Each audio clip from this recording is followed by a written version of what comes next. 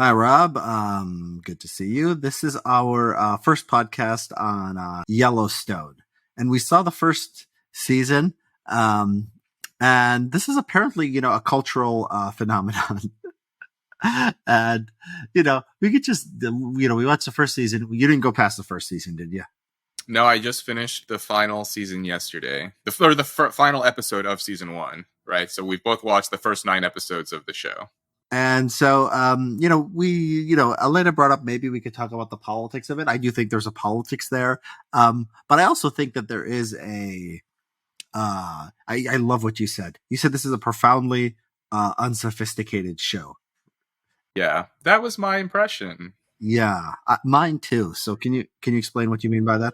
I mean, I watched like I mean, so I don't know. Either you or someone sent me this article in the Atlantic. Kind of, I don't know. It was a few years ago, whenever the show first aired, or after the first season. And according to this article in the Atlantic, Yellowstone has 10x the audience of Succession. Now, you and I have done multiple conversations on Succession. I think a lot of people you and I talk to, and a lot of sort of the chatter on Twitter, there's a lot of concentration on Succession and the finale. And yeah, and then Yellowstone, it only really got on my radar about 6 months ago. So I was kind of stunned at how popular this show is. And so I'm here in California right now. I'm talking to like old friends and family, and I'm just sort of in like I'm in the real America. I'm down home. I'm talking like Northern California, like state of Jefferson, like pro Second Amendment and pro weed, like the sort of libertarian, north of Sacramento part of California. And everyone I meet here is like, oh, I love Yellowstone. I do. Is they going to make another season? They're like excited about 1886 and 1923 and all the spinoffs. And I'm like, man, everyone knows about this show except for me. But I'm watching it, and it kind of reminds me of Sons of Anarchy. That's like my impression of this. Is like it's fun, it's popular, but then in terms of like the plot and the content, it lacks a lot of depth. The plots are very straightforward, easy to understand. The dialogue is kind of overdrawn in some cases. And yeah, the characters aren't that complex. It's to me, it's like I understand the appeal of it. I do. Like, it has like a very sort of middle America vibe, of course, with the cowboys and the ranches and everything. And it's not hard to like track what's going on. Whereas a show like Succession, like every single piece of dialogue and everything people say, there's always like subtle shifts in the balance of power, innuendo, and like all of these sort of indirect comments and speech. And Yellowstone, you could just kind of kick back and like not really have to think too hard about what's happening. Yeah, it grew on me like due to that laziness factor that I could just like sit back and like end of an exhausted day and like get the whole thing like very easily. And yeah, I mean, it's like everything they do is like so obvious. So like like one of the first scenes of the first episode is like Beth gets hit on by this real estate guy. And this is just like such a trope. Like a strong woman like tells off the guy who is like hitting on her, right? She's like, "Oh, let me guess, you're in real estate. You cheat on your wife, blah blah blah." And it's like this is just like such a trope, right?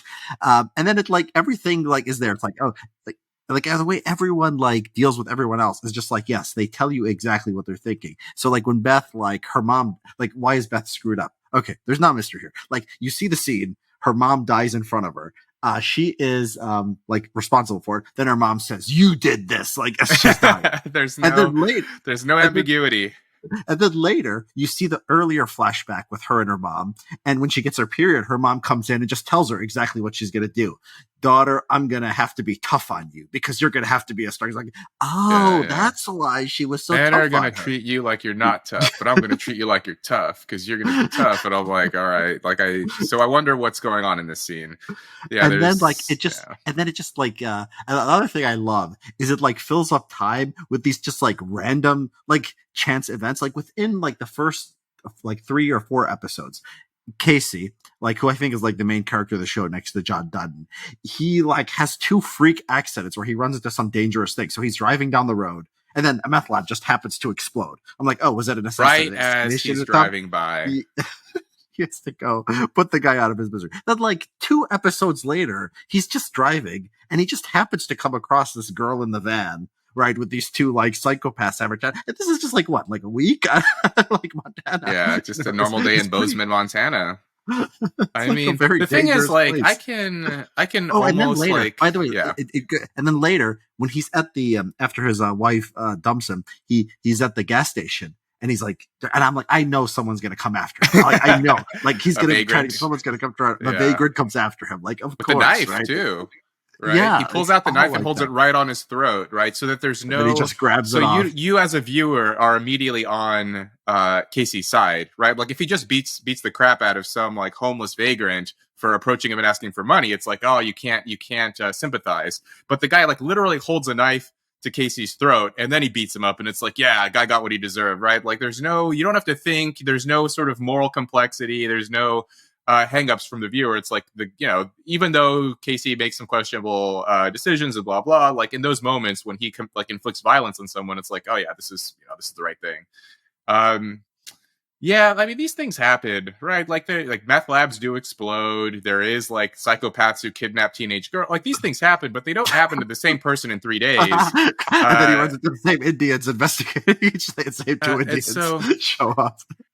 So I think like my general impression is, again, like it's a sort of a Sons of Anarchy thing where the characters are like low to medium depth, the plots are straightforward, but it has the trappings of prestige media, it has the trappings of like prestige television, where, you know, they got Kevin Costner in the lead role, the dialogue, the like cinematography of the landscapes. Like it is a beautifully shot show. If you watch it on mute and you're following it along, like it looks great. Um, but yeah, I read in that Atlantic piece. I don't know if you read that, but it does describe how Taylor Sheridan, the creator, who like I think he writes every single episode or most of the episodes, which is like apparently even the article talks about how, you know, like David Chase didn't even write every episode of The Sopranos. Most creators don't write every episode. He writes. This guy apparently writes every episode. Sheridan, and I just wonder if he's just like, you know, he's pressed for time and he feels like every episode has to have something Well, exciting happening. he's got a Yeah, hit. I mean, he's got a hit show. So like he doesn't yeah, impress us, but he's maybe doing something right. he's impressed. Yeah, the Northern California people. Yeah, Yeah, this I is mean sort of like he's the middle America. Like, you know, most people don't want to think too deeply about the TV they're watching, and so I think he hit that sweet spot of like it looks like prestige TV, but in terms of content, it's just like a very yes, straightforward TV show. yes, So and so like we have this, you know, elite, and they're not completely market driven. I think there's a lot of people who make shows who want to be talked about in the Atlantic, who want to be talked about like people like us, you know, people Mad more Men in important. Succession. Yeah, so like there is that. So I think this is like more along the lines of uh this is more along the lines of the guy, you know, like this guy just maybe he's not, maybe himself he's not sophisticated, right? Or maybe he just like, you know, wants a hit show Well, that makes a lot of he money. wrote And Sicario, right? Like he's the creator of Sicario, which is a great movie. He's made great movies. Like I think he has like the latent sort of like the abilities there. Like I just wondered if he had more time, if he wasn't writing every show, if, you know, like I think this could have been a different kind of show where it would have impressed the elites maybe more than the masses, where, you know, like the Rotten Tomatoes score would have flipped, and you and I would be raving about this show or something, and it just wouldn't get that much yeah, attention from the so maybe he didn't masses. want that. Maybe And the he ability wanted is there, right? Like there are some interesting elements of the show that are kind of ambiguous and interesting, and, you know, like we have to think a bit like when John Dutton like he blows up like part of this mountain and redirects the river, I guess, to like somehow this is going to create issues for his rivals, but then as a result of that the bears start to invade the ranch, and then this sets off, you know, like sets in motion an interesting plot involving Rip, who has to kill one of the bears, and it sort of threatens the ranch. And so there is that sort of like this backfiring thing of like John Dutton blowing up part of the mountain, and then eventually comes back to hurt him. And those kinds of like subplots are interesting, but then so much of the dialogue and like the happenstance and coincidence, like yeah, like the fight scene with the two high school kids, and then Monica gets her head oh yeah, bashed in, yes, that's another which thing. was like It's like one of these every episode. Yeah, she just goes to these Indian every kids, one episode punches her. something weird and crazy and outlandish has to happen, where she gets her skull cracked, and then she goes to the school nurse, right? She doesn't go to the hospital. She's like literally laying on the sidewalk bleeding out of her brain, and she goes to the school nurse. They wrap her up in a bandage and tell her to walk it off. And then later she like has like apparently like literal brain damage or something. Then she goes to the hospital, which then sort of leads to her and Casey having, whatever, basically splitting up. But man, like every episode has to have something. It's like, does it have to be like that? But Yeah, I and guess they're it all, does. It and does. that's It what makes keeps it you lazy. hooked. Yeah, well, that's what makes it lazy because it's I don't know. coincidental. It's just there happened to be a fight. There happened to be this meth line. The violence is integrated in like someone is coming after somebody. Like I thought somebody tried to assassinate Casey. It makes sense. Like when the thing blew up on the road. No, just a random meth line. Just I don't happened think to be it's lazy, but it's not super lazy. It's like the sweet spot of like those things happen. Kids do get in fights. Crazy things do happen. Meth labs explode. Like these I things mean, are like in the realm of possibility. Like it could be lazier, right? Like you could make yeah. this extra silly, where like bandits show up and like try to kill them, and like there could be like even lazier examples here, but I don't know. But well, maybe we speak too soon. Like maybe season 2 will have some bandits. But so far it's been like keeps my attention going. But some of the writing, like that scene with Beth in the bar, man, where she's like dressing him down, and then like at one point says, "But you came here alone because none of your friends could afford it." And I'm like, is Bozeman, Montana really so pricey? And like, who's going to Bozeman, Montana to like, I don't know, go fishing and try to sleep with a woman at a bar? Is that a popular the way they're destination presenting for it is this? all the way they're presenting it is all these part of the main story is like all these California billionaires, and so this guy, Yeah. what's the guy's name? The rival of Dutton, uh, Oh man. Jenkins. Jenkins. So Yeah. Jenkins is like, the representative of these people. And at some point, Jenkins is talking to somebody, maybe Rainwater or somebody. And they're like, I think it was actually Beth might have said this. I could throw a boomerang and hit 5 billionaires. So the idea is, I don't know, this is not like reality. I don't think it, but like that she said there's somebody or her maybe said that there was like per capita, the most billionaires like in the world there, which, can't, I don't think could possibly be true. Maybe it is. But yeah, this is the plot. Like these rich out of towners are coming in, and there's a lot of money flowing around Montana. And so yeah, and Dutton is there to like the man, standing against change. Yeah, I mean, before we get to like, I think there is a lot to talk about, sort of like the politics here. But before we do, I think we should just talk. I mean, a little bit more about sort of the the lack of sophistication just in the plot. Yeah, like the Beth scenes. Like like she's like always telling you exactly like I'm going to destroy you. I eat up men. I blah, blah, blah, blah, blah. I'm going to do exactly and it's like, you never think Jenkins is going to win. Like you have to like think, you have to like, it's like a good rivalry. Like you think at some point this guy is going to have, they do the sort of the cliche thing at this point, which is they kill somebody who seems like a big character in episode 1. So they kill the son in episode 1, right? At the end of episode 1. And then they also kill the other guy, who's all the Indian guy, who looks like he might be of somebody important. So he's killed too, but he's apparently not that important because he dies. Yeah, that was Monica's brother. Yeah, Monica's brother kills one of the Dutton kids. Another crazy coincidence of all the people on the reservation. Yeah, it's Monica's brother kills one of the Dutton kids, and then Casey.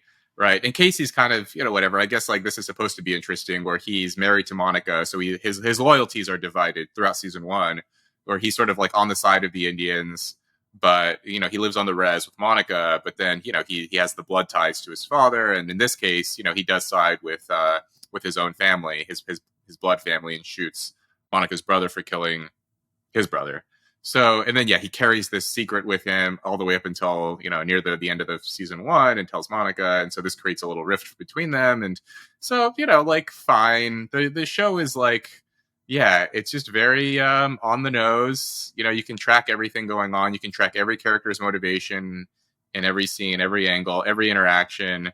Often things don't change very much from episode to episode in terms of like, whatever, like plot points. But yeah, so they have to introduce these things. I guess, like, maybe should we set up just like a bit of like what's going on here? So you have John Dutton, who has the ranch, and then his two like adversaries throughout season 1 are Jenkins, this California billionaire who wants to buy up his land and for development and whatever, and then you have Rainwater, the guy who thought he was Mexican, but now he discovered his indigenous roots. I like that. He was like, I was raised to believe I was Mexican, but I don't look Mexican. And then he puts on the feathered headdress and says, now I've reconnected with my heritage and my ancestry.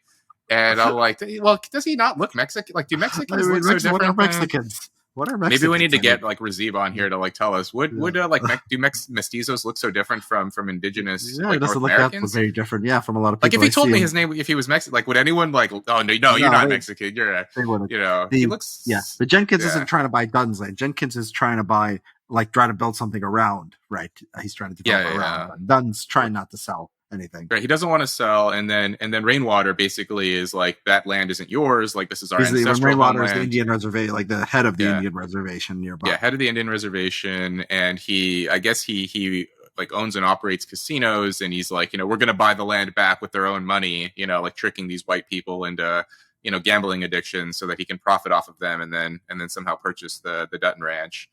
So I mean, like those are the sort of like the whatever, like that's the plot in a nutshell. Like that's and then Dutton is sort of besieged on all sides, and he's sort of losing his alliances and feeling like the walls are closing in. I guess there's like in a way like vibes of like The Sopranos or something, where you have this patriarch who feels like times are changing, and he came in at the end kind of thing, but like that's it. And then Dutton's kids. So Dutton and his children have difficult, fractious relationships because their mother died, and so Beth is, whatever, an alcoholic. Casey ran away. Jamie is overage. Oh, here's another reason why that this show is for the masses and not for the elites. Rainwater and Jamie both went to Harvard. And Did they really? anytime in a show you want to yeah. communicate that someone is like a snooty, arrogant, elite, like jerk off, just make sure they went to Harvard. Are you sure? I thought I heard JB. I thought I heard them say at some point JB went to University of Montana. No, am I wrong on that? Maybe he went for undergrad. He went to Harvard Law School. You're sure about that? Yeah. And then Rainwater went to Harvard Business School. Yeah, I remember that. And then he said I worked in whatever mergers, I don't know, some banking thing. And then so you got two guys who go to Harvard, right? Versus like if you look at a show with like whatever, like they use Better elites. Call Saul had George had a law professor or a lawyer was supposed to be a really smart lawyer. Chuck went to Georgetown. And people, and one of them went to University of New Mexico, and then Jimmy went to University of American Samoa. Samoa online, sort of a joke. Yeah, online, exactly. Yeah, which isn't real, but that's what they were. Yeah, that was. I like when he wears the sweater. See, I watched season 1. I remember he wore the sweater to American Samoa. So yeah, I like anytime in a show that's targeted toward like educated, sophisticated or pseudo-sophisticated viewers. It's like, oh, Sarah Lawrence, Georgetown, Williams. These are elite schools that only elites would know. Like the man on the street isn't going to necessarily know like where Amherst College is or something like that. And so it's like, oh, Harvard. Like everyone knows Harvard, right? Like even peasants in the Philippines know what Harvard is. So you don't have to think too deeply about it. And so yeah, it's like okay, so yeah, that's it, right? Like that's the show, the fractious relationship, the John Dutton feeling besieged. Interestingly, like I thought Dutton was going to have like a bigger role. John in the show was going to like be loom larger as a character, but it's really more about his kids, right? Like he's kind of almost like a secondary character in the show. Did you get that vibe? I don't know. No, I don't think so. I think remember our old test of like, who would you be surprised most if they died? And I think, I'd be surprised if John died. I almost thought that when Beth was shooting to kill her. Oh, by the way, you tell me what happened in this scene, because when Beth and Jamie were driving, she pulls out the gun and she puts it to her head. And then he's like, shoot her to do the world a favor. But then the gun goes off. And I'm like, oh, she actually shot herself. But then it didn't show like, what did she actually shoot? There wasn't where did the bullet go? So here's an insight, Richard. So I'm watching this with a couple of old friends from high school, and I made that exact comment. I said, okay, so first I thought it was interesting that Jamie was like, do it. Like she's holding the gun like underneath her chin, and he's like, do the world a favor. And I was like, oh, this is interesting, right? Like this is kind of I was hoping they would do. Yes, I was hoping she would kill herself. Yes. Okay. But I just thought like that dynamic. You don't see that you wouldn't see that ordinarily in a show geared for a large audience, to have like a brother encourage his sister to kill herself. Like that is unique. But then so she fires the gun. and then you discover she doesn't. And then I say, okay, where like what did she shoot exactly? Like, did she shoot through the car? Like why? And if she did, like why is this not explained? And then my friend looks at me and he goes like, they're rich. Like who cares? Like that's the mindset of like if she shoots a bullet hole, if there's a bullet hole in the roof of the car or through the window or through one of We'd the see seats. it.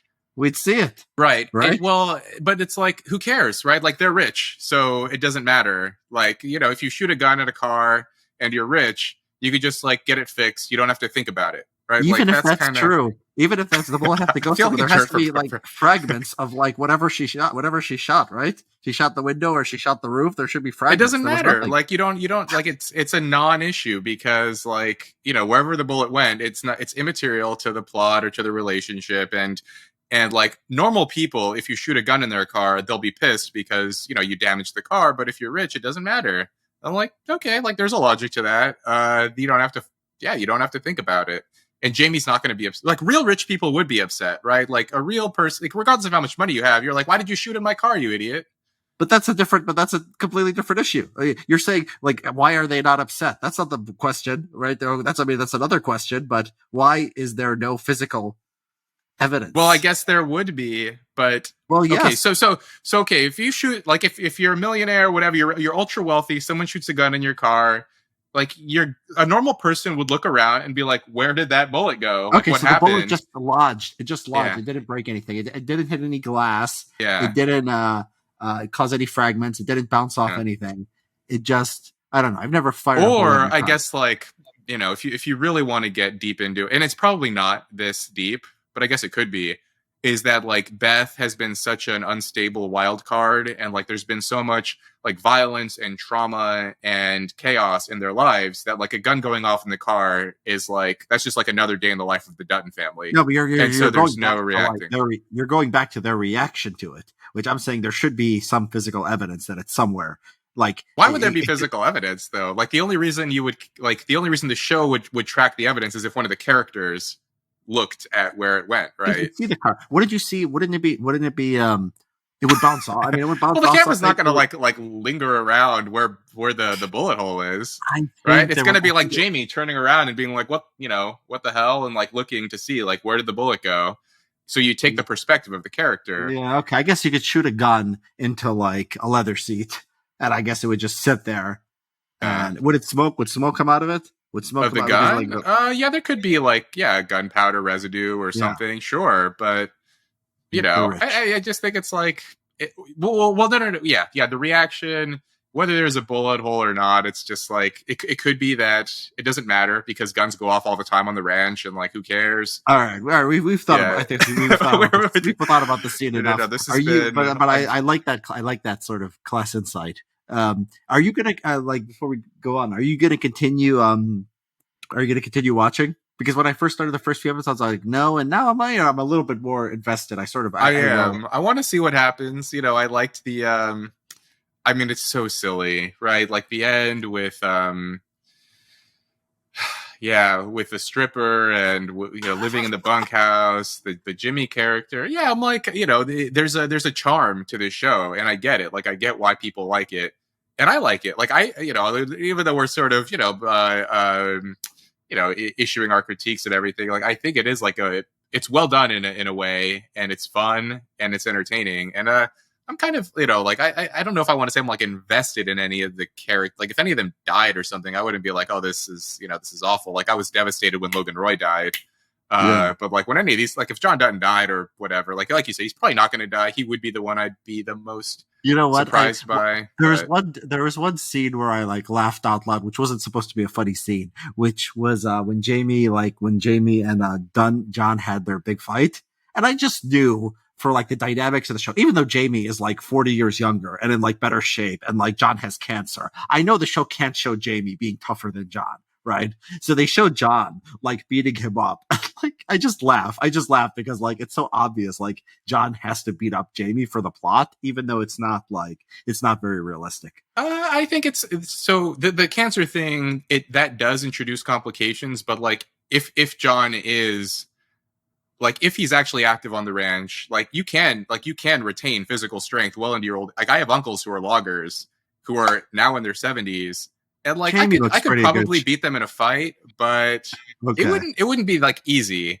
Okay. Um, but like that, it was so lopsided, right? Where like Jamie had Yeah. zero chance. That was unrealistic. But in terms of like an old man who works on a ranch being tough, like that is like a serious possibility.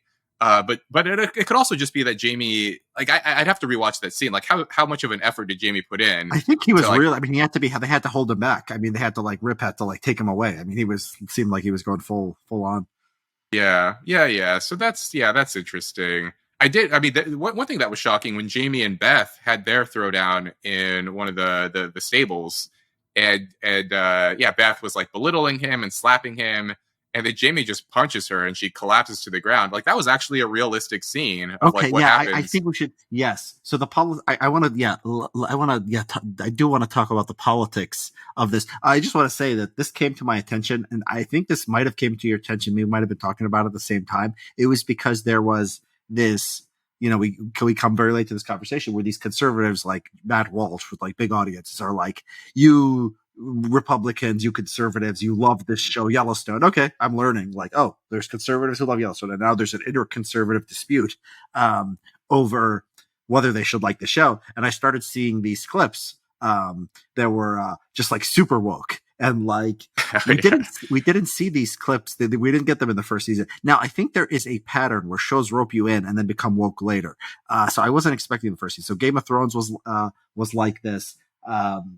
Mad Men was like this. Almost Did every Mad Men show gets become more. woke? Oh yeah, it did. Yeah, if you compare season one, Mad Men to the rest, but it's Yeah, supposed to be that way, right? Like it depicts the changes in the yeah, 60s. that's the point. Yeah, you're right. But Well, the you could yeah, say this about the Sopranos, right? Like the Sopranos series versus Many Saints, right? Like they did rope you well, in oh, for yeah, 8 years. you're a different, yeah, Yeah, universe at that point. But yeah, Game of. So I was expecting. I thought that the show probably roped them in. So that was yeah. interesting. Now I actually wanted to see these scenes because I've seen some people say, Elena might have told us this, like you got to see them in context, and so like I really want to see the context of these scenes because they look so bad. They look like some DEI, department, university DEI, office at a university, with throwing in some violence there, The only thing right, I or some saw of sexual this tension. show, which is why I didn't want to watch it initially until yeah, Alana and you and other people have been talking about it, which is that the only scene I saw was I guess it was Monica, right? Monica teaching, and she's like, oh, let me tell you something, white man, about taking my land, something like this. Yeah, And I'm watching this, Trent. and I'm Like, let me like, tell is you this about really? power, Trent. Oh yeah, let me Yeah. tell you about power. That was so dumb.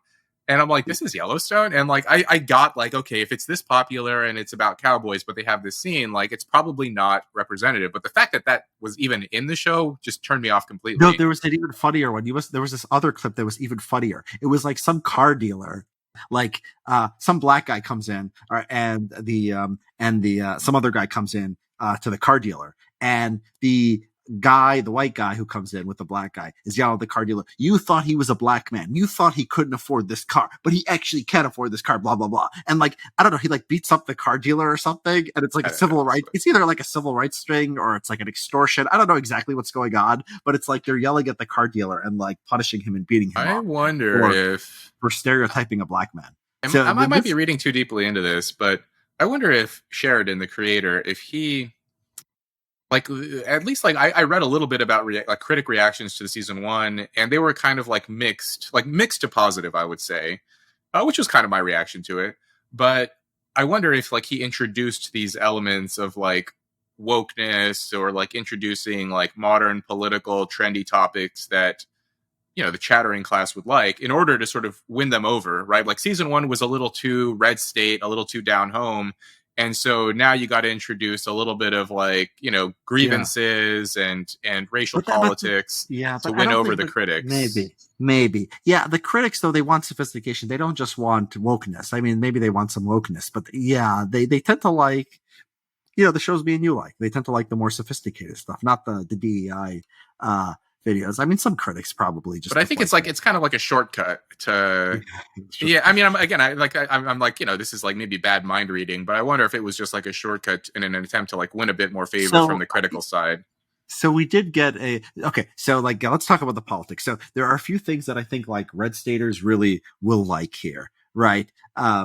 Okay, so this is maybe a little bit like foreshadowing the trans debate. I think this was like 5 years ago, so it's before. So like when 2018, yeah. Beth's mom tells her, the boys are, it's gonna, you guys just got your period. The days of you out wrestling them or outrunning them are over. 2022, that's like a right wing, thing to say, right? In 2016, I don't think even people like maybe weren't even like thinking that was like a ridiculous thing to, a very right wing thing to say. Yeah, that's Yeah, probably right. Yeah. The trends in sports, maybe it was getting there. Yeah, It the, was the so gender politics stuff, right? There was another scene where John is talking to some. They're at a rodeo, and there's a guy next. John Dutton basically says, this is the difference between sons and daughters. When you have a daughter, you try to prevent her from getting screwed, and when you have a son, you try to prevent him from screwing himself. And I'm like, yeah, like that's like not an inaccurate statement. And it acknowledges gender differences and the worries and concerns that parents have when they have a daughter versus when they have a son. But I think if you're like, in 2023, if the main character of a hit TV show said something like that, it would have gone over differently. I think that's right wing even for 2016 or 2017. I just don't think liberals like that. And then the China one was so funny when he's like shoots his gun, is like, Hey, everyone should share this land in America. We don't share. Well, the reason, like why they wouldn't leave, like remember the man, John Dutton, was like, this is my land. And the tour guide of this Chinese tourist group was like, oh, one of the Chinese guys starts speaking Mandarin. And the tour guide says, he says he doesn't believe you. He says it's not right that one man should own all this land. And I was like, what is this? Like, is this supposed to be, is like the implicit message here? Like, oh, these communists who think like, you shouldn't own land, or is it about, or is it trying to should share it with the people? Like it was you more should share it with the people people. than that. Yeah, which is interesting, right? Because like that's almost kind of the same argument. I think I don't know it that well of like the indigenous, like the Indians, right? Like Rainwater, I think kind of has a similar perspective. I don't know if his belief is that it should be shared with the people, or if like just white people shouldn't own it. Like sometimes those things can get a little confused and mixed up on purpose, I think. But yeah, like then Dunn shoots his gun. He like literally shoots his gun in the air in front of the tourists. Just like, okay, like how many times does a gun have to go off in each episode? But okay. And then, they just get back in their tray to go. And then later, the tourists are hanging off the edge of the cliff because the bears, stupid Chinese who don't respect private property, and it portrays them so weak and like they can't listen to direction, so they end up killing themselves because they're too stupid to just like. So the woman like tries to wrap the like they're both hanging on the cliff. The woman tries to wrap the rope around the man, or something, and then like she slips and falls to her death. And then the man just lets go of the rope. He's like looks at her shocked. And he's like, okay, well, I'm going to go too. It's like, what? Like, they're collectivists. They're Asian. They're Chinese. Yeah. It's like some like, Oriental exotic. Okay. So they're Asian, but they're also communists, but there's just like all of the sort of foreignness of this situation that I think most people would like look at that and be like, oh, okay, like yeah, he lets go of the rope and like it's weird, but it's a different culture too. I want to go back to like random crazy things that happened. The funniest one, we missed it. We didn't talk about the funniest one when they go to see the bear with that female cop and they're riding horses and her horse gets scared off. And dumb. She gets like they can't take 2 steps without getting impaled or something exploding or their heads weird. Cut off. And it was a horsefly, right? So Rip's on the horse with who is she? Is she like a police officer, or like a park ranger, or like an animal wildlife? She's something, right? Kind of law enforcement, yeah, law enforcement. And then he's like, you gotta, there's a horsefly on his rear or something. And she's like, yeah, okay, whatever. Like, keep moving. And then suddenly the horse takes off and like bucks her off, and she lands on like this like metal post like through her chest. And it was like, what on earth? And then Rip tries to like, I think Rip's like he's trying to he asks her to take the gun to shoot the horse so that the horse wouldn't take off and run with the fence post, because she's the post is through her chest, and if the horse runs he'll drag her along, and he's like, give me the gun, I'll shoot the horse. She's like, you're not getting my gun, as she's like bleeding out with the post through her chest. It's like that whole scene was so. Is that like a thing of honor? Is that like a thing of honor where like people in law enforcement or like military, they're not supposed to surrender their weapon? Is that sort of a? Well, I don't think it's honor. It's probably just like standard protocol. But in that situation, when you're like literally bleeding out, she's impaled on yeah, and she like the fact that she even has like the wherewithal. Like Rip could have just taken the gun from her too. He could have just been like, yeah, you're about to die if I don't do this, so I'm taking your gun. But he like listens to her weirdly, and like the whole dynamic of that scene was bizarre. Like that was like almost that was probably the weirdest scene. I mean, there's a lot of weird scenes, but that scene with the horsefly,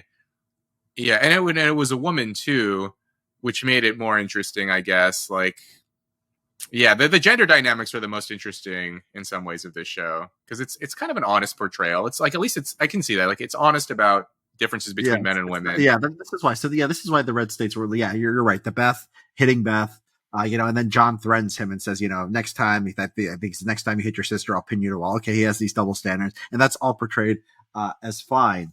Now, okay, we got to get to the politics. We can get into wokeness, but then like I think wokeness is not the main.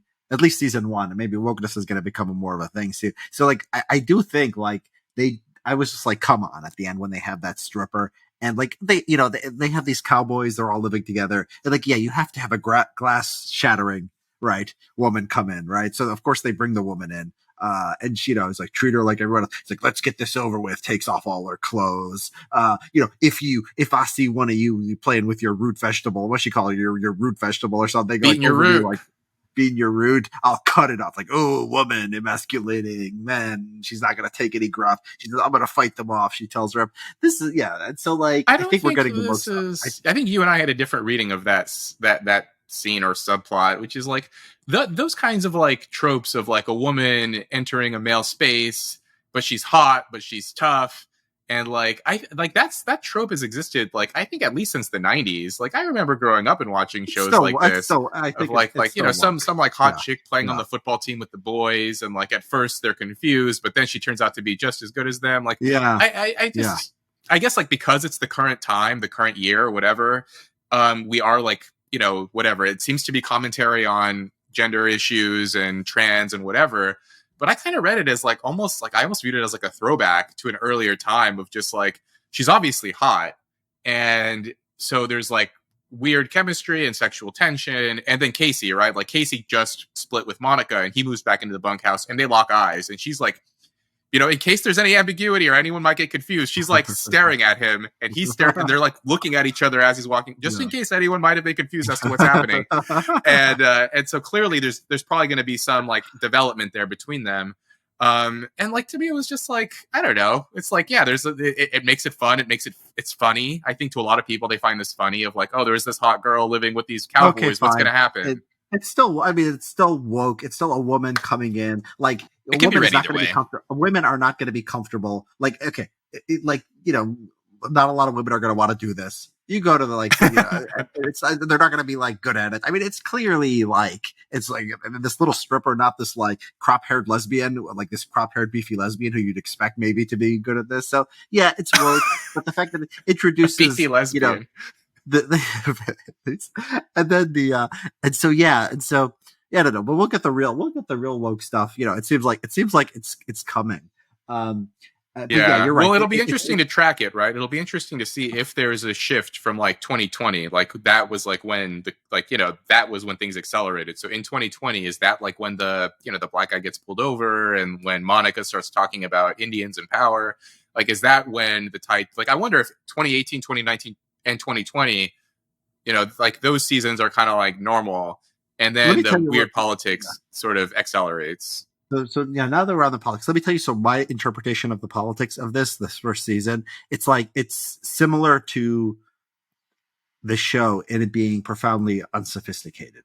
It is it's small c conservatism. It's like what like a Joe Manchin, like somebody would vote for Joe Manchin, maybe. Yeah, maybe Joe Manchin is a little bit too like John Tester. Okay, because it's Montana. It's I don't know any of these people. Well, he's a Democrat senator from Montana who ends up winning elections in Montana, which is not that common anymore for a Democrat. But it's the idea that like, okay, look, local is better than foreign, right? Yep. Local like better than outsiders. Protect America, but protect like the country folk against the city folk.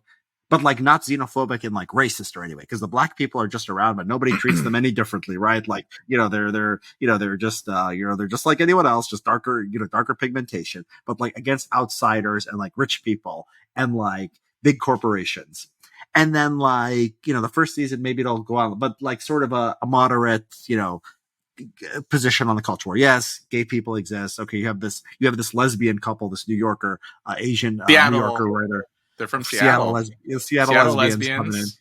Yeah, Seattle. We got But Seattle they're lesbians. lipstick lesbians. They're attractive lesbians, right? This, Again, yeah, not the beefy softball playing lesbian. These are the like the yeah, Skinamax. So yeah, and so they're yes, so that's like another kind of like small c conservative, right? Like red staters are going to be watching this show. So if you're going to have lesbians, they have to be attractive. and then the native, Otherwise, they'll yeah, and stop then the watching. and by the way, the Casey's wife. I mean, Monica, she's beautiful. I mean, she's beautiful. Like She I is. keep looking, She's also at her. not Indian. She's half Chinese, but she, at least according to her Wikipedia page, she's made fraudulent claims about her supposed Oh, Indian she's made identity. fraudulent claims. Yeah, That's yeah, funny. yeah. She's a fake Indian. That's Fake funny. Indian, but That's funny. She just she's yeah, she whatever. is stunning. Wait, she's She's a half very Chinese skinny and half though. white. She's half white. I only remember the half Chinese part. Yeah, she Yeah, doesn't I don't look know what half the other Chinese and half. half She's white. probably half Chinese, half white. That would be She my does look like a guess. Hispanic. She does look like a Native American or a Filipina. I would have thought half Chinese. But anyway, she's beautiful, and like making someone that beautiful is like itself like a political statement. I think To have an not to like women, attractive person on your show. I mean, like all of the women, right? Like that's the other thing. That's another like I guess the small c conservative thing that's the streak runs through. I think Beth is like a junkie. Like she looks like a washed up junkie. Like which is what she's supposed to be. Washed up junkie, but she's not unattractive, right? Like there's no. Oh, the other thing this show, there's no obesity, right? Like I'm sure, like Bozeman, Montana, the obesity rate must be like extremely high, Is Bozeman and nobody is. Is Bozeman rich? Because like there's I just don't. like there's Jackson Hole, like Wyoming, right, which is like where the elite go, right? Is Bozeman like that, or is it just like nothing in the middle of nowhere? You know what I'm saying? Yeah. I mean, yeah. So I don't think like any of none of the characters are unattractive, right? Like whatever, like Rip's a little bit overweight, but he's like, he's a pretty good looking dude. Like Beth, I think she's like, I don't know, I could see that. I think she would play a junkie pretty well, but I think she's like she's a pretty woman, the Oh actress. no, that's poor. The So median income for the household was $32,000. So yeah, yeah, that's pretty rough. Yeah. Well, though Montana, I don't know. Like I don't know what the cost of living there is, but that's still pretty low income. Um, so yeah, like there are no ugly characters, right? Like Casey is like a good-looking guy. Yeah, his wife is super attractive. Um, the campaign manager, Jamie's love interest, like that whole Oh dynamic yeah, between them is laughable. she's Where cool. like they just force them together essentially. Where like she's like, I'll do whatever you need me to do. Is like, oh, there's something about break rooms. Yeah. So the So county of cheesy. Jackson, just for comparison, the county of Jackson Hole, Wyoming, is $312,000. So that's like what I'm thinking. I'm thinking maybe Bozeman is like something like that, but apparently not. So yeah, and the way they fall in love, like, oh, she's pretty, like fall in love. I don't know if they're in love. Yeah, they or make like the these way they end up having implications sex. She's like, that Jamie's do gay. something, huh? Yeah, I know. Well, But they I make these thought implications that he's gay, but he's not. there's implications, but he likes this chick apparently. Yeah, and the way she gets on top of him, like, do something selfish, be selfish with me, right? It's like a very obvious way of them getting together. Yeah. So there's no ugly people on this show. Well, the rest, but I guess like generally there aren't ugly people on TV anyway. So I don't know if that's even a political statement. John Tester is fat, by the way. John Tester is fat. That's how a Democrat wins in Montana, by being a fat white guy with like a flat top haircut. Okay. So yeah, you would see them in politics. I mean the show, like, yeah, I don't know. Okay, like I don't think appearance is necessarily political, because the cowboys are all working on the ranch. The I mean, Indians should should be overweight. overweight. The Indians. Well, Rainwater is chubby, right? There was that scene where he was shirtless, and he does got some man boobs going. He does got serious man boobs. Yeah, he's got like so that's like kind of realistic. But yeah, just generally, right? Like I would just assume that like people living in Montana, you just see a bit more obesity, but all the characters are trim. But this is TV, right? Like I don't think necessarily that like if you have hot characters, is that political? I don't think that's like having Jamie's Casey's wife Monica be attractive. Is that political, Richard? I don't think so. I think that to us, I think that liberals are uncomfortable. So like you see, like video games is an extreme example of this. They're mad because all the girls are attractive, so they've made them ugly and weird looking, and definitely not nice bodies in any way, right? And so like liberal shows do not go that far, but they tend to like not want to cast like. You don't get like a 10 like that Monica chick. I mean, that is just like, you just stare at her. Well, okay, like Shiv in Succession is like, It's pretty, yeah, like and pretty, she's but not chubby, like stunning. Yeah, and a I little like bit that. chubby. Yeah, I like the bigness. I don't think, Hmm. but tradition. I don't think she's the traditionally. I don't think she's like a 10. I don't think she's not Monica. Yeah, Richard likes them thick. Yeah, okay. Like, yeah, I don't Me and know. I think you Wilfred. could have hot Wilfred people in Riley likes TV. the big chicks too. Yeah. Well, yeah. Well, Willa is, I don't know. She's not stunning. What's Connor Roy's whatever escort slash wife. Yeah, I Yeah, mean they have hot women she's on pretty. there, Yeah, but she's pretty. She's but not. it's Yeah, but I it's think meant to this. be. Yeah. Well, I it's like the Harvard. It's like the Harvard thing. You go for like the most high ranked school. You go for the hottest girl. Where like a more yeah. subtle show is like an 8 instead of a 10, But and like then you the know stripper Dartmouth. who moves into the bunkhouse is also, I don't know if you call her, but she has that sort of like Emily Ratajkowski look. She has like, very slim, long, shiny hair, like the bee stung lips. She Yeah, almost I has don't that like like her. sort of Instagram vibe. I don't like her lips, but I think I could see why. But Yeah, I don't like think that, she's not. she's I don't like very her. attractive. Like almost Yeah, laughably so that a woman who looks like that would move into a bunkhouse is just like also the strip club scene, like all the strippers are super fit, super good looking, like I don't know how, like, do we have to keep this PG or what, but like I've been to these environments in like small towns in like bad parts of America, and there's like a couple of decent looking ones, but like there's also a lot of not good looking ones too, and like every woman in this strip club was really good looking and really what fit. do you think about the So what about the what did you think about the Sopranos strippers when they had them there? Was that realistic? I Like thought, in New Jersey, yeah, more so they especially were in really like the '90s, right? Like in early two, like before obesity and like the opioid before crisis, OnlyFans. before Yeah, OnlyFans. Yeah, sure. Like because you had fewer options as a hot woman in 2001, right? Like the internet hadn't taken off. Like if you're a hot woman, you could only capitalize it in so many ways, and being a stripper was one of them. But I think in like the last 10 years or so, as the internet's taken off and streaming and like dating apps and cam girling, there are so many other ways to cash in on your looks. But yeah, like back then, yeah, you could yeah, there'd be hotter strippers. But yeah, today, 2018 in Bozeman, Montana, you're not gonna get, the strippers aren't gonna look like that. But well, we'll go. I remember Stormy Daniels was like after all this stuff came out, she was stripping in like some middle of nowhere, West Virginia or something, and she's like, she was a porn star, and she's like, really old by now. So yeah, you could imagine. Um, the Yeah, so I think like the politics are unsophisticated. Like I think that is like, so how like the quadrant of like socially liberal, socially conservative, economically, and so like most of the elites tend to be more like economically liberal and economically conservative. Like libertarian-ish is more like elite, and like the proles tend to be more like conservative on social issues and like more like government interventionist in the economy, anti-capitalist. And so that's like the stupid people quadrant. And that's like this show is like, I'm sorry, Rob. I'm sorry if I've offended you. Okay, this is the less sophisticated, lower socioeconomic status sort of quadrant. And that's sort of like the feel of the show, but also the politics of the show. They just match. They just match very well. Well, is that right? Because Yeah, okay. Casey, Well, I there think is an anti-capitalist streak in that, like, yeah, which I guess is kind of like that theme of the show, which is like, okay, so there are two scenes. One where Thomas Rainwater, I have the quote here too, where he says, "I'm the opposite of progress. I'm the past catching up with you." Right? Like that's a very sort of clear statement of like this is what the Indian community stands for against John Dutton and against others. Although, like, Rainwater and Jenkins are kind of sort of teaming up. The enemy of my enemy is my friend thing. Um, but Rainwater's the opposite of progress. Fine. And then you have Jamie. When Jamie and his campaign manager, she's like, he's like, I'm not that idealistic, and then he says, I'm the opposite. No. He says, my yeah. goal is the opposite of change. He says, my goal is the opposite of change. Rainwater says, I'm the opposite of progress. Jamie says, my goal is the opposite. And then the campaign manager, oh, that's the most idealistic thing I've ever heard. And like, these breathy tones. and then Casey, like, he becomes a man, I guess, by killing Jenkins, right? Oh, hangs him. Because That was a yeah, pretty, for raising property taxes.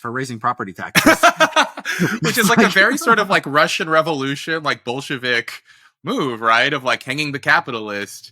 well, Like I mean, that's, but it's such a, it's just, I think that's the ideology, but it's such a stupid ideology that, like, just because somebody doesn't like it, like, you could never have like economic development, right? Like, it's just dumb. Like, because this one guy likes his ranch, like, nobody should ever do anything in the entire state of Montana. Montana, his not taxes without might his go up. permission, right? But Yeah. that is sort of the, like, if I don't know, I guess there is a political. I toggle back and forth between like this is just like a fun show that you're not supposed to overthink it, and then the others, but I'm the other part of me is But you don't have to thinks that think it. like They tell you if exactly what the politics. They spell it out but for you. I don't know how deep it is. If this is just like this is going to appeal to people, and this is just sort of like I guess how consciously thought out are the politics?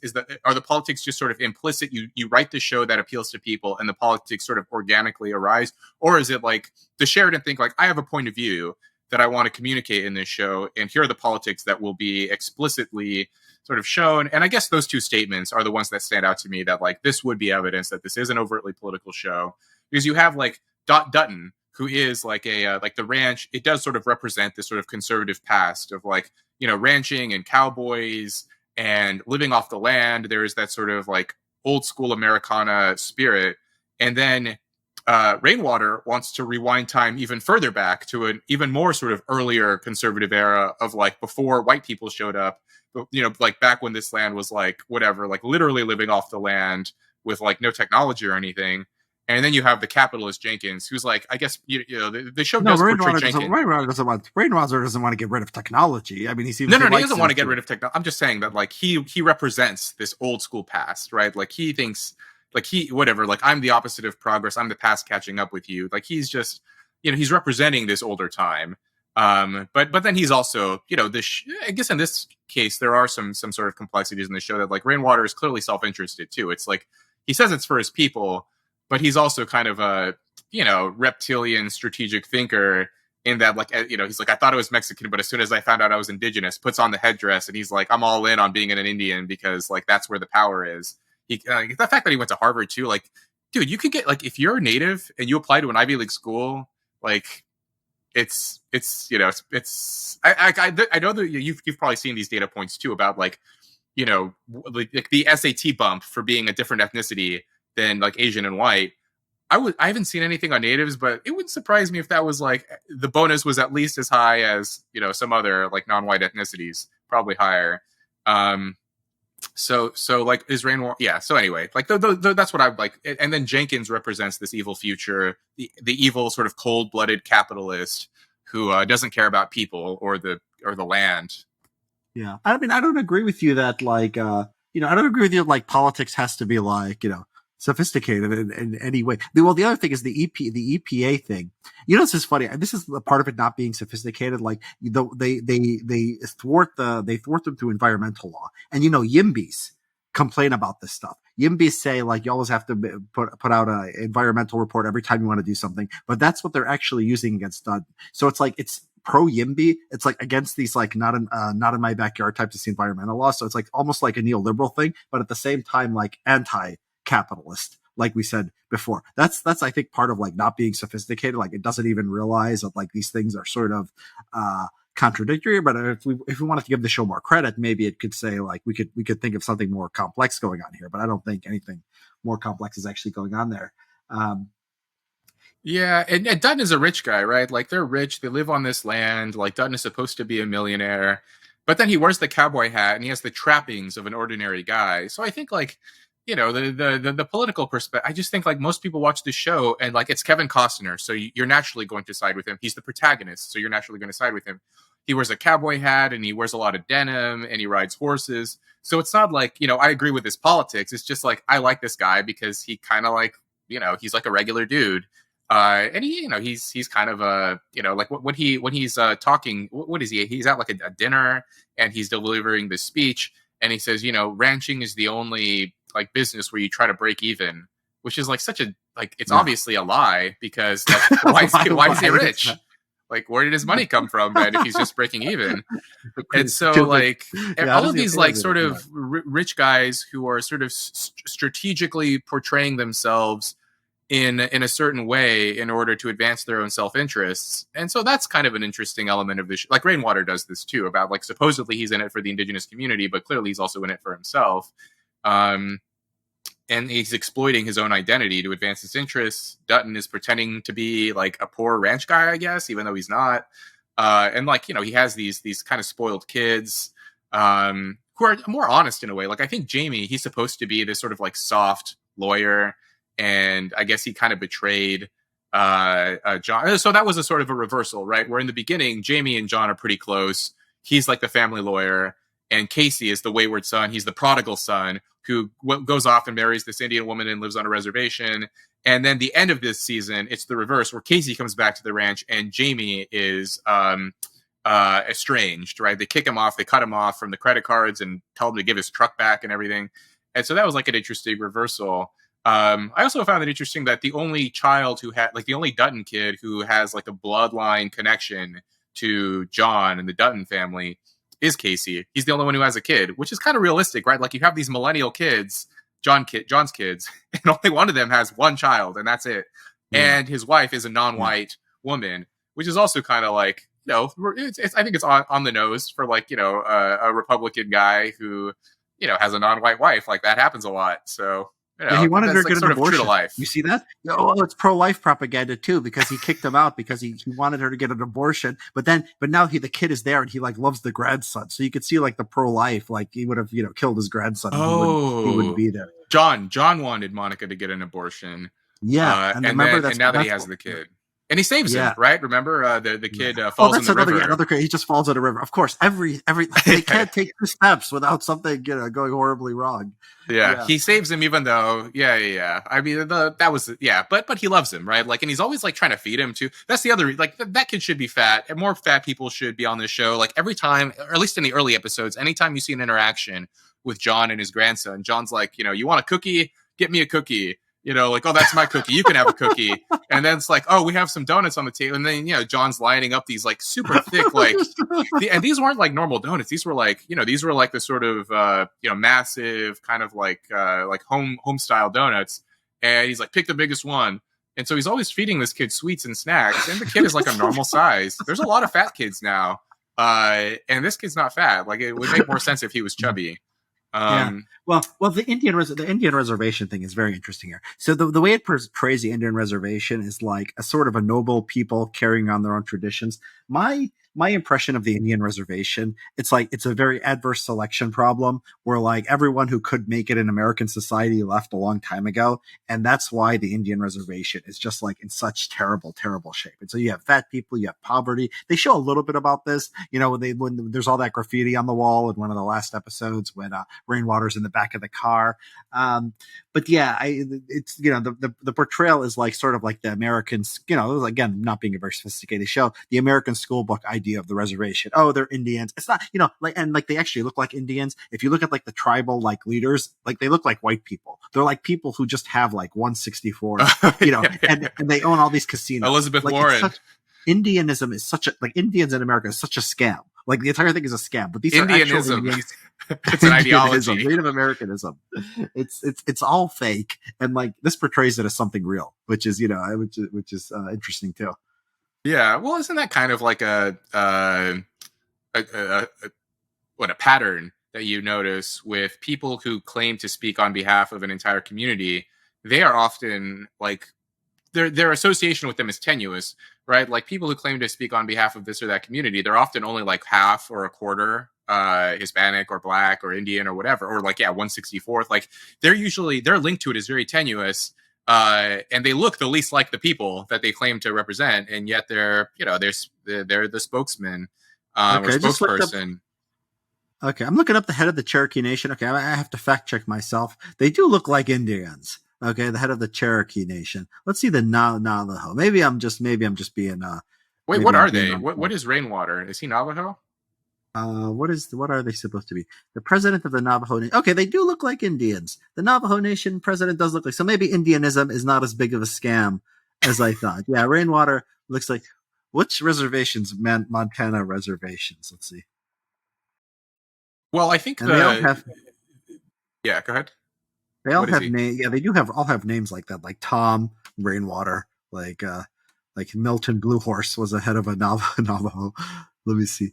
Uh, If those names have like, yeah, the history behind those names would be interesting to learn. I mean, it's like it's kind of, it's not surprising if you look at the translation of like European names, for example, like Zuckerberg. If you translate his name from the original German, his last name is Sugar Mountain.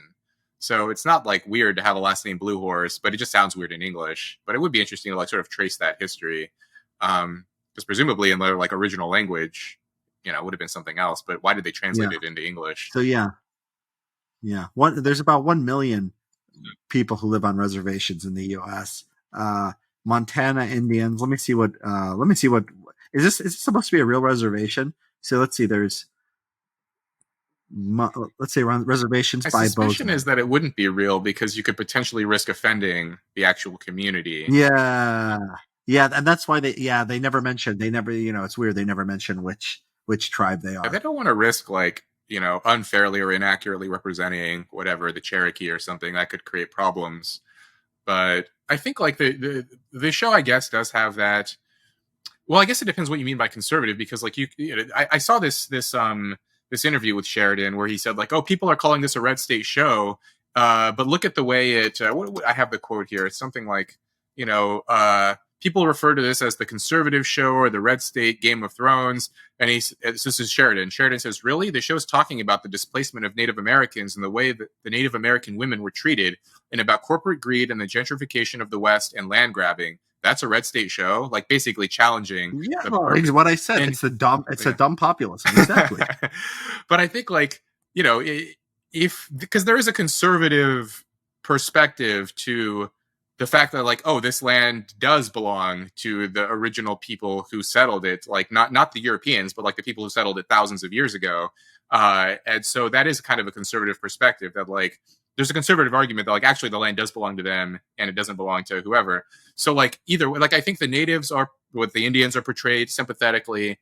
The Duttons are portrayed sympathetically, but it's Jenkins, right? The evil capitalist who's the real Yeah, bad guy. the guy who's an outsider and a capitalist and wants to make money, like the taxes will go up. Like you could blame the property taxes. In California, you know how the taxes work. It's tied to when you bought the land, right? The land value goes up. You don't have to pay any more in taxes. And so like, you can blame government. You can have a Tea Party thing here, but they don't, right? They just have it's just a very like that's why I say it's a stupid ideology. Like just nothing should change. It's like conservatism, like not like Paul Ryan conservatism. It's just like conservative in like the stupidest sense. Like I don't like if like 5 rich guys get to own like all the land in Montana. Like that's just good. I mean, like because at least they're not capitalists, right? It's it's a terrible ideology. Like I don't think like any sophisticated person like holds this just But like I Montana don't think should it's belong to supposed like to 10 rich be. guys. Is it supposed to be like? I don't know if it's supposed to be that. I just think like, He just told you. You just read me the quote of the guy telling you it's about capitalism being I don't bad know and if like nobody should that's. come in to But is that like sort of post hoc rationalizing, like trying to defend the show from charges But of I think, but you know? I I watch. I think, mean, that was my impression. You yeah. just think like dumb, like you can't have politics if it's dumb. And I'm like saying like, I don't no, know. you can. Like I most think like if you politics is just dumb. make a show, like if this show, I don't think it's meant to be that. I think it's like you have cowboys, you have Indians, and you have like the rich guy, and like instinctively, normal people are going to stand against the rich guy, right? And Jenkins himself is like, he's not necessarily. You don't see him. Does he do anything like outright evil in the show? Because that would actually Well, make it more complicated if he did. he did didn't he cause the crash of Dunn in the first season, John the first season? I think that's why Casey kills him. Casey asks him, I didn't get this at this time, but Casey asks him like, was that a coincidence when my dad like when his when his car got hit. So he tried to kill his dad. So he did do something bad. Oh, okay. So yeah, it's I okay. So think he's outright, that's he's flat out that's my evil. understanding. Yeah. Yeah. So it's just a very like simple simple plot. Like here's the evil rich guy who's trying to orchestrate John Dutton's death, And yeah, then you have the ranchers and the And what does it Indians mean who to are have like politics? What does it trying mean to to. have politics? If you're just a populist who's just playing to the masses, that's also politics, right? If I just get up and say whatever the people want, and like that's my politics. That's Well, populism. I don't know if it's conscious. I think like if the show speaks for itself, if you just have a plot and like you create these characters and like maybe you can read into the politics after the fact, but you're just creating characters that people are naturally going to side with. Um, yeah. I think you're. I think you're. I think you're splitting. I think you're splitting hairs. I mean, does he have to say? Does Jamie have to say? You know, these don't really advance the plot much. When Jamie says, I just want to protect. Like, I just want nothing to change. And Rainwater says it's not advancing I'm the the plot. opposite of And then it's progress. central. Casey Yeah. could have killed him for like. I mean, it's so explicit. Like Casey could have. Like they didn't have to give him a whole political thing. Like they had him explain to Casey like how property taxes work and like how they were gonna like take his dad's land because of that. And yeah, they're taking his dad's land, but it was like explicitly tied to being a capitalist and developing the land, right? It wasn't just like he tried to kill my pa and then My I don't like the pa. way he looks. Do they call him pa? What do the No, kids call I don't, John? I'm, Do they call him I'm dad? I think they call him mm, dad. What do they call him? well, yeah, they do call Yeah, how him do they dad. refer Yeah, to it? Well, the real. I mean, we've been talking a lot about the the overdrawn plots and the dialogue, but the real unrealistic aspect of the show is when like somehow John arranges for this university president to offer Monica an associate professor job for $70,000 a year while she works toward getting her doctorate. And then when she has her doctorate, her academic opportunities will increase, and that she'll earn more once she finishes. So she'll be an associate professor right away. Apparently, tenure with no doctorate, seventy thousand well, they're dollars a year. starting a new. No, Dutton is rich and powerful. Like the University of Montana. I don't think it costs much. Can they just like receive a large endowment from a rich guy? Like, oh, let's grab this school teacher and Yeah, make her a tenured universities can. professor right away. Well, I assume she was studying for a doctorate. I mean, she has a college degree. I mean, yeah, like universities are to a large extent pay to play. I mean, a rich guy comes in and says, "I want a capitalist center," or "I want this or that." It is. Yeah, that wasn't that. I Like, mean, oh that no, and they were was starting a department too. There was no they were vested starting a interest. Native Basically, American Studies department. Oh, so yeah, this is going to lead to that famous scene with Monica making maybe. Yeah, $70,000 a year, assuming and that's what then until she receives her doctorate, in which case she'll receive more. Um, yeah, okay, maybe so she'll be Doctor Dutton. Presumably, she took her husband's name, right? Like, presumably. so we'll Yeah, have a Doctor Dutton in season 2 or 3. Uh, yeah, I don't know. Yeah, this show has been fun. I'll keep going with it.